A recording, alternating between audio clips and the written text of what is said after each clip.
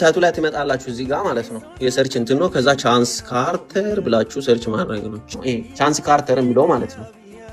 በዚህ ዌብሳይት ላይ ትገባላችሁ ከዛ እቺ ስታርት ነው የምትላለች እቺ ስታርት ነው የምትለው ማለት ነው ከዛ ይሄንን እንትኑ ደግሞ አሁን እንደምታዩት በጀርመንና እኛ ነው ያለው ሶ ይሄን ወደ እንግሊዘኛ ትቀይራላችሁ ትራንስሌት አድርጋችሁ ማለት ነው ኦር እዚህ ጋር ማለት ከላይ የላንጉዌጅ እንትን ማለት ነው ሶ ስታርት ነው እንላለን ከዛ የሚያስፈልጉ ነገሮች ደግሞ ኤክስፕሎረር ለምሳሌ ብሎክ አካውንት ሄልዝ ኢንሹራንስ ሌጋል ኮንሰልቴሽን ምናምን ያለ ያሳያል ከዛ ናሽናሊቲ ታስገባላችሁ እዚህ ጋር ኢትዮጵያ ከዛ country of residence different ነው ከኖርማሉ ይላል ሶ ይሄን ዘ ሴም ነው ኢትዮጵያ ከሆናችሁ ዘ ሴም ብላችሁ ትሞላላችሁ what is your country of residence የምትኖሩበት ሀገር ይላል ኢትዮጵያ ኦር በሌላ ቦታም ካላችሁ ሌላ ቦታውን ትሞላላችሁ ከዛ ኳሊፊኬሽን ይጠይቃችኋል do you have any qualification that require at least 2 years at least በሁለት አመት እየጨረሳችሁት ይላል ሶ እዚህ ጋር መሙላት ያለባችሁ ነገር ይሄ ወይ ፕሮፌሽናል ኳሊፊኬሽን ወይ ቮኬሽናል ትሬኒንግ ወይ ዩኒቨርሲቲ ዲግሪ ብላችሁ መሙላት አለባችሁ let's say ዩኒቨርሲቲ ዲግሪ ከዛ did you obtain qualification in German is it partially fully recognized here ይላል so ይሄን ምንድነው የምትሉት I did not receive it in German ትላላችሁ so like fully recognized እየተደረገ already በሌላ ኬዝ ለምሳሌ አናቢን ላይ recognized የተደረገ ከሆነ recognized ነው ትላላችሁ recognized ካልሆነ ደግሞ recognized አይደለም ምናምን ብላችሁ ማለፍ ትችላላችሁ or I don't know ብላችሁ ማለፍ ትችላላችሁ so like because ራሱ ይጠይቃችኋል በኋላ አናቢን የሚባል ዌብሳይት አለው so ራሱ እንትን ይላችኋል ይጠይቃችኋል so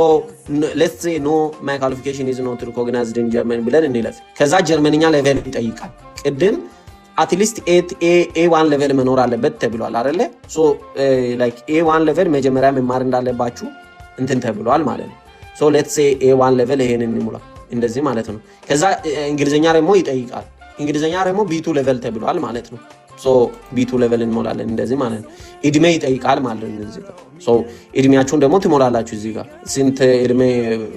like ኢንተርቫል ውስጥ እንደሆናችሁ ማለት ነው so ይሄንን እንሙላ do you possess work experience relevant to your qualification ስራ ልምድ አላችሁ ይላል so ስራ ልምድ ካላችሁ yes ከሌላችሁ ነው ብላችሁ ማለት ስንት አመት ስራ ልምድ አላችሁ በዚህ ላይ ይላል so ኤቪደንስ የሚታቀርቡበትን ይሄን መምረጥ አለባችሁ የሁለት አመት ወይም less ከሁለት አመት እስከ 5 አመት ከ5 አመት እስከ 7 አመት ኤቪደንስ ዶክመንት በኋላ ትጠይቃላችሁ so ይሄን እንትን ማድረግ አለባችሁ so let's say ይሄን ማለት ነው ቦትልኔክ ፕሮፌሽን የሚባሉ አሉ እነሱ ጋር ማለት ነው ቅድም ያልኳችሁ የናቹራል ሳይንስ ይሄ ሳይንስ ቴክኖሎጂ እና ኢንጂነሪንግ ሄልዝ ኬር ኤጁኬሽን ሴክተር ኢንፎርሜሽን ቴክኖሎጂ የሚባሉት ማለት ነው so እነዚህ አሁን በጣም አስፈላጊ የሆኑ እንትኖች ናቸው ጀርመን ውስጥ በጣም እንትን ያላቸው ስራዎች ናቸው እነዚህ so ይሄ ስቲም ሳይንስ ቴክኖሎጂ ኢንጂነሪንግ እና ማትስ የሚባለው ሄልዝ ኬር ኤጁኬሽን ሴክተር ደግሞ ይሄ በጣም ቋንቋ ይፈልጋል ግን እንደዛ ነው so let's say አሁን ያ ሬድ አይቲ ስለሆነ let's say አይቲ ማለት ነው ኦኬ so እዚህ ጋር ለምሳሌ ብሩን ይጠይቃችኋል ማለት ነው at least 6 ይሄ have you legally reside in Germany for continuous period at least 6 months ይላል ላለፉት 5 አመታት ውስጥ እስከ 6 ወር ጊዜ ድረስ የሚደርስ ጀርመን ላይ ኖራችኋል ምናምን ብሎ ጠይቃችኋል ይሄን ነው ብላችሁ ማለፍ አለባችሁ do you have partner who wish to enter እንትናችሁን ይዛችሁ መምጣት ይችላልላችሁ ለምሳሌ ሚስት ባል ምናምን ያላችሁ ሰዎች እሱን ይዛችሁ መምጣት ይችላልላችሁ so እሱን ከፈለጋችሁ ያ ብሩ ይጨምራል ዳብል ይሆናል እሱን yes ትላላችሁ ዳብል ብሩን ማድረግ እንችሉ ከሆነ ካልሆነ I will be moving alone ትላላችሁ sufficient income ቅድም ያልኳችሁን አያችሁ 13000 ዩሮ ያልኳችሁ ይታያችኋል by the way ያ ይታያችኋል አይደል ይሰማል አይደል ጽያሬት ያ ይሰማል